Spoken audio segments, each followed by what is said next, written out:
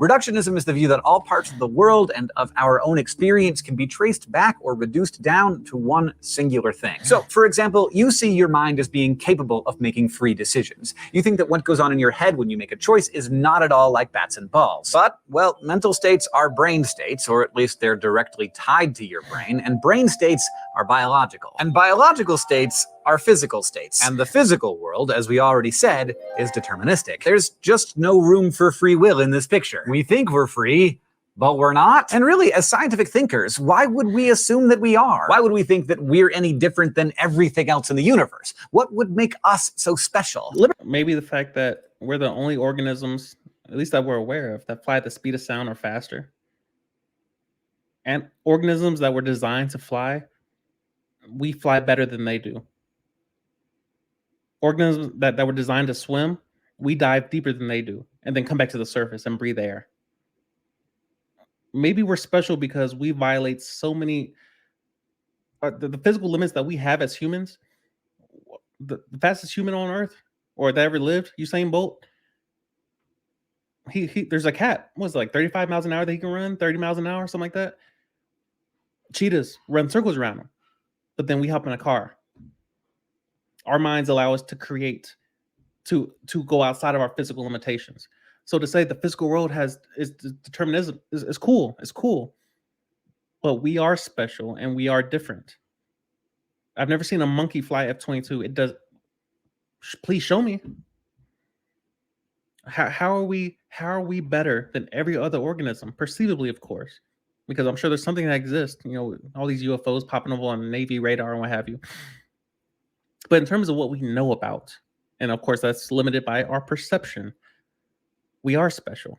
He asked the question, what will make us special? The fact that you're talking to me whenever this video was made, probably years ago, on the World Wide Web, the internet. I'm talking to one person watching right now, and we're not in the same room. That's what makes us special, is the fact that our minds it's not limited by our environments.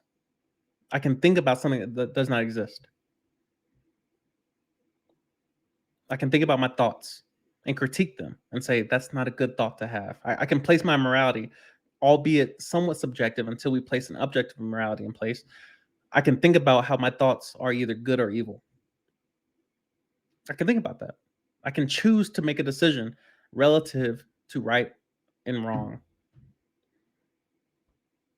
At least what's told to me, right and wrong. Hey, it's wrong. It's wrong to kill people. I'm choosing not to kill people today. I'm choosing not to, unless I was supposed to kill somebody today. Did I violate determinism, or am I'm still going to kill somebody today? Nobody told me. Okay, it doesn't make any sense. There's people in prison that were determined to kill people apparently, and we locked them up. It's not their fault. If we extend that all the way out and we say this baby is going to kill somebody, how do you know that?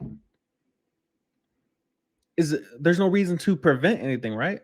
There's no reason to prevent murder if it's going to happen either way. Were they determined to prevent that murder? I'm not sure how this is supposed to work in a real world when we violate this nonstop. You have philosophers saying we are determined. Everything that happens to us, everything that we're going to do is determined. We have no choice whatsoever. We are victims to our circumstances. And then we go out into the real world and say, be careful, look both ways before. Look both ways for what? You're about to cross the street, right? Yeah. Why would I look both ways before I cross the street if I'm determined to get hit by a bus? Or I'm not determined to get hit by a bus? Which one is it? Determinism has the benefit of saying whatever happens, I knew it was going to happen. They can't predict anything. Any philosopher that believes in determinism, they don't make predictions. They wait till something happens and says, because of determinism, that was always going to happen. Whatever happens, they were right. They're always right. They've never been wrong. Unless you ask them about the beginning. What happened first? They don't know. They can't know. They have to wait till something happens and then. But yeah, the most basic question I always ask people, especially when it comes to determinism, you have no free will? Stop looking both ways before you cross the street. There's no need to. It's irrelevant. There's no need to look both ways before you cross the street because we don't have free will. If you walk out, you might get hit by a bus, you might not. The person driving the bus, they have no control. Why are there brakes in there? Why is there accelerator pedal and brake pedal? For what? Why is there a steering wheel if we have no choice? We're not driving anywhere. We're not determined to go from point A to point B. We end up there. We wake up and how did I get here? You didn't choose to get there because DUIs are not their fault, right? If you get a DUI, it's not their fault. That drink, it just one thing led to another. Their blood alcohol content was out of their control completely. They're victims of that cup somehow getting in their hand. It does not make any sense. Not in theory, not in application.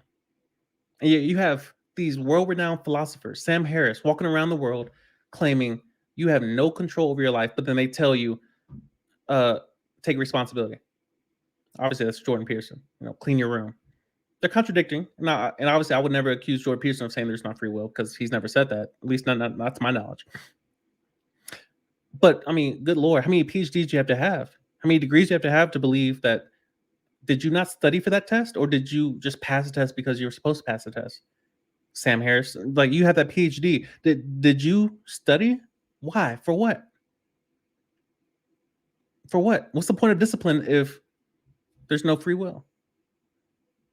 What's the point of being persistent? What's the point of asking a question? Asking questions should not exist if there's no free will. Where would that question come from? Oh, it was an impulse that you had no control of that made you ask that question. Did I have to ask that question? If I didn't ask the question, you would say I was determined not to ask that question. If I did ask the question, you would say I was determined to ask the question. I can't win either way. It's a better theory that I have a choice to make and that other people have choices to make too, which means before I cross the street, I can look both ways. But there's also a person driving the bus that has free will to either pay attention to the road or look at their phone. Which one is it?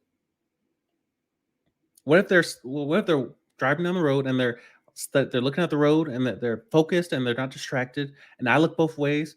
Will I still get hit by the bus? I don't know. It doesn't make any sense to think that no one has any control of their actions, because that means all criminals, all murderers, all rapists, all sexual assault victims, perpetrators, all terrorists, all of them are victims of their environment, victims of their circumstances. They had no control. Victims, you're always meant to be a victim. Therefore, you were a victim. That person who raped you, they had no control of themselves. It's not their fault. It's the chemicals in their brain. Don't blame the person. Blame the chemicals in their brain, and just, it was a chemical imbalance. It sounds as if we're renegating the entire community of people that suffer mentally, chemically, under doctor's care, what have you. Cool. They're dealing with actual, diagnoses, what have you. And we're just looping all humans in that same group and saying all humans have that same condition where they have no control of their minds. Anything they do, it's not their fault. I'm not sure any one of us wants to live in a world that no one is held accountable for their actions.